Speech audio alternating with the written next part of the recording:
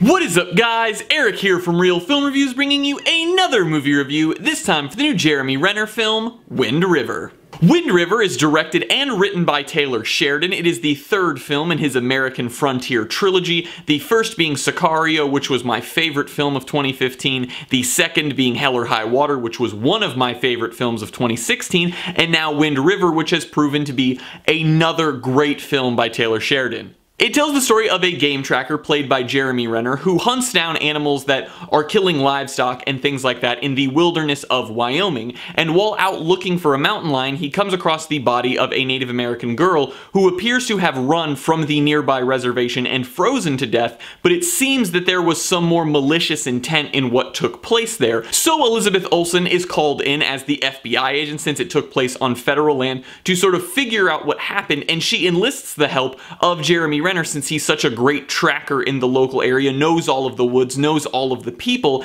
and they work together to try to figure out what happened to this girl. The big thing that this film did that I think very few films have done is it focuses in on an issue that is rarely talked about in the United States, and that is Native American reservations and sort of the terrible conditions that a lot of them are in. So this film takes place in a city in Wyoming. However, once they go to the reservation where the murder took place, that's where most of the film takes place, and then you get to see sort of that darker side, the suicide, the drug addiction, the poverty that all exists there, and how it can cause certain things like this to happen. And I thought that it was a great setting, and it also made for something where it can teach people about a real issue that exists in the United States.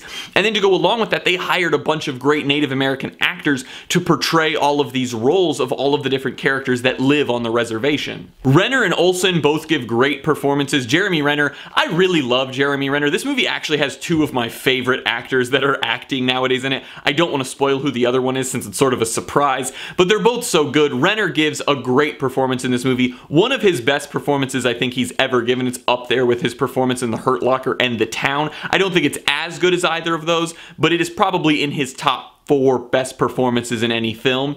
And then Olsen also continues to show that she's a great talent in Hollywood and that she deserves all of the press that she continues to get. The setting of this wilderness area of Wyoming was also great. It's beautiful, it's desolate. When they're out in the wilderness, in the snow, in the woods, you genuinely feel like anything can happen, and that helps a lot to build the suspense because they're constantly talking about how easy it is to freeze to death, how a wild animal like a bear or a mountain lion could just kill you, and all of this kind of just continues to add up to the already added suspense of them trying to hunt down a killer. This is actually the first film that Sheridan has directed in this trilogy. He's only written the past 2 films, and I have to give him props here. This movie looks really good. He handles the shooting of the environment really well. He really builds up the setting of the film in Wyoming. Most of the movie actually looks really good. There's really only a few shots that were kind of clunky, but for the most part, he handled all of the more suspenseful sequences really well. He handled the action sequences really well, and the whole film just looked good.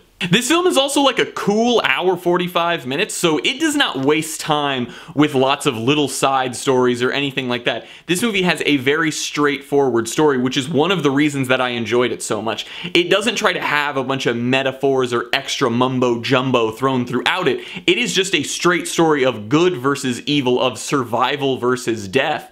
And I thought that that worked so well because Jeremy Renner's character in this film is so perfectly written to be this really traditional sort of cowboy character, and the fact that that's also the script that the film is telling in its story worked really well, and his character in that story fits so well to make a very simple good versus evil scenario feel that much more suspenseful and that much more grounded in reality. I also have to say, without spoiling anything, this movie has arguably my favorite climactic scene of the year in it. It's so awesome, and just the second it starts, it's just non-stop for like a solid few minutes, and then the like resolution to the film, the ending, is so perfect, and it has such a great, just like, it has this massive upswing, and then it brings it down so perfectly back to like to the ending of the film. Like I said, I don't want to spoil anything, but it's just so well done. Like, the last 20 to 30 minutes of this film is just amazing. I only only have a couple issues with the film, and they aren't huge issues, but one of them is that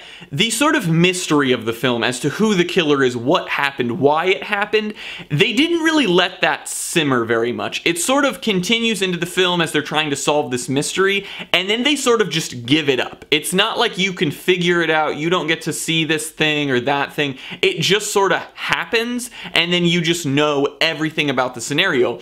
And while it worked really well in the storytelling, I just felt like they maybe could have dragged it out a little bit or left a little bit more to the imagination, or even had it to where it was explained at a later time to us, because the way it was shown in the film, it was just all there, and then you all of a sudden knew everything. And then my only other critique is that Jeremy Renner's character gets a lot of great backstory. His character is very well built, he's very fleshed out, but all of the other characters in the film don't necessarily get as much. And I really think the main one that doesn't get as much is Elizabeth Olsen's character, because she's the only other one that I feel like required some more backstory so we could care about her more. I still definitely cared about her character just from what we get to see of her in the film, but I think this film could have used a little bit more of the script to sort of tell us a little bit about her, how long she'd been in the FBI, things like that, so we would have more backstory and be able to understand more of her situation there. I'm gonna give Wind River an A-. Taylor Sheridan is writing and now directing some of my favorite films in Hollywood. I think he's extremely talented, and I think he utilizes some of the filmmaking sort of like traditional ways of writing characters, of creating scenarios, and in this film even filming them, that sort of makes these pseudo-modern westerns that I am just personally in love with. Well guys, as always, I'm Eric. If you enjoyed this review, please do like, subscribe, comment down below what you thought of Wind River, share everything we do here on Real Film Reviews, and hope to see you guys later.